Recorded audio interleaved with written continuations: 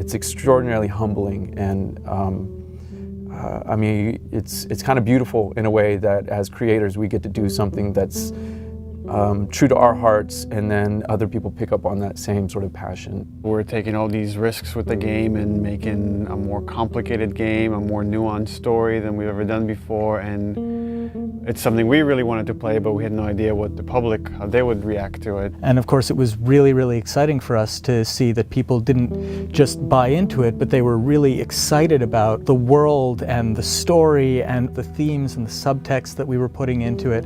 Really, people just got the game 100%. You know, as an artist, as a creator, you want people to love your work. You want to cause some emotional reactions. So it just kind of leads us and encourages us to keep going in the directions that inspire us.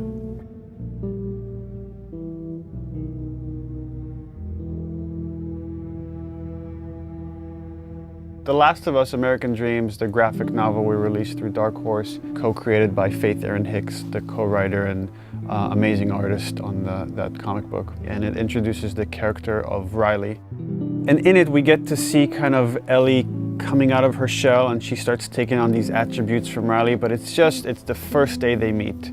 And it became really interesting to us to say, okay, months later, after these two have become best friends, and they've had this falling out, where does that relationship go? In discussing ideas, it's like, what if we got to play through that kind of relationship? What if we saw that relationship? And it gives us an opportunity to test out various mechanics and storytelling ideas that maybe we couldn't test on the scale of the full game, but doing it in a smaller time frame allows us to try out these ideas and say, okay, that's interesting. How did that work? The comic book was kind of a great way to see a little bit of what Ellie and Riley's relationship was. So when we set out to design the world, we already had a point of reference that there had already been some great work done just in terms of some of the visuals and some of the language between Riley and Ellie. I think we had a sound story pretty early on that we felt was compelling enough to okay, that justifies us moving forward with the idea of single-player DLC. Now you have a team of some burnt-out, frazzled people that you're trying to say, like, okay guys, let's go again. Can we do it again? And that's a lot. That's a lot to ask of anybody after 3.5 years of grind. We kind of right away knew we wanted to focus on Ellie. We wanted to tell a little bit more about who she was before all this. We also felt like some people were wondering what happened in that time span between when Joel gets really injured and then you play as Ellie. And I felt like I wanted to meet Riley. Like I want to know her. I read a little bit from like the comics, and you kind of had this image in your head in the character, but you kind of really don't meet them until you start to see them. And once you get the actor in there, once you get these people, they really start to come out. All this time I thought you were dead. Yeah.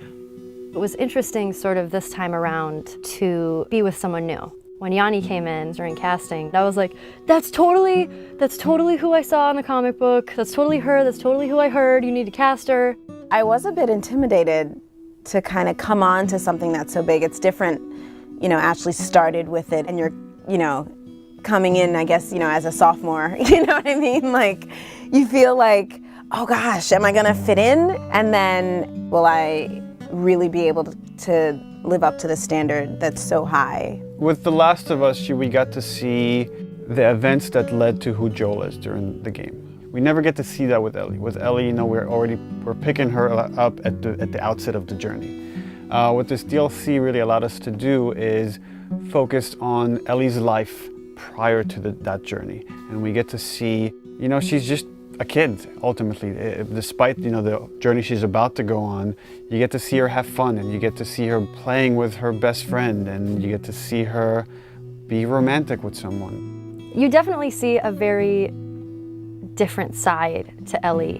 Being with another teenage girl sort of brings out that playfulness and that silliness that you see glimpses of that with Joel, but you know, it's different hanging out with a 40-year-old dude.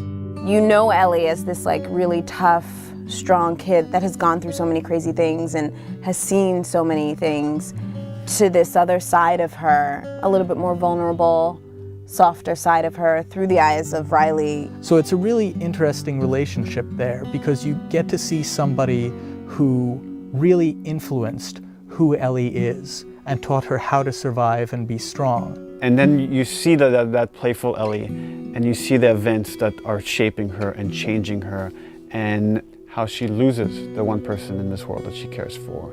And then you understand why she's willing to fight tooth and nail to not lose Joel. She's already lost this person that she loved. She's not about to let it happen again.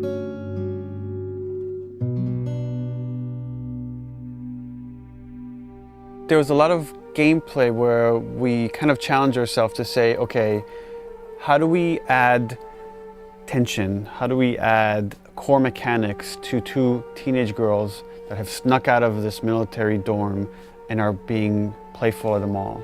There are large portions where there is no combat, where we're really focusing on the narrative connection between you and an allied character. What's really important to us is how we parallel the player's emotional experience in the characters and vice versa. We want you to always be feeling the way that the characters are feeling. What the fuck are you looking at? We look at contrast a lot whenever we're trying to create pacing of things. And you can't have your lights without your darks, your highs without your lows. So while we're looking at the Ellie storyline, we also want to contrast that with what's happening in the desperation of Joel. So the combat is kind of an extension of the obstacles, the barriers inside of her way that she needs to overcome. Something new we wanted to do with the combat this time was we introduced David's people, sort of the cannibals in the university. By pulling David's crew into the mall, we also thought it would be intriguing to create some new technology where we had the infected fight the humans. We developed a number of setups, combat setups, during the DLC where the player has the opportunity to pit those two sides against each other. And for us, this was really interesting because this allows you to use one faction as a weapon against the other. Now you're able to use these distractions almost as bait or as lures. So that creates this whole new way to think about a combat space and to think about ways that you move around. But it still drives home that idea that it's a desperate world and you're trying to survive in it.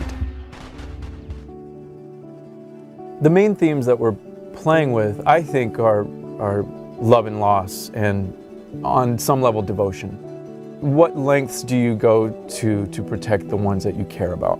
If you never know if you're going to die tomorrow, in the next hour, in the next few minutes, every moment spent with those you love is a moment to cherish. The relationship between Ellie and Joel, it dealt with survival, it dealt with loyalty, and ultimately it dealt with love. The love of a parent to a child or a child to a parent. The DLC is not that different. In this world, all you really have are your relationships and your friends. I mean, that becomes everything. And I think that's sort of reiterated in the DLC. One of the great things about Last of Us was how much people related to Ellie and enjoyed Ellie and saw her as this strong character. And here we'll get to see how her time with Riley has become that and something that propelled her to be able to go on this journey with Joel.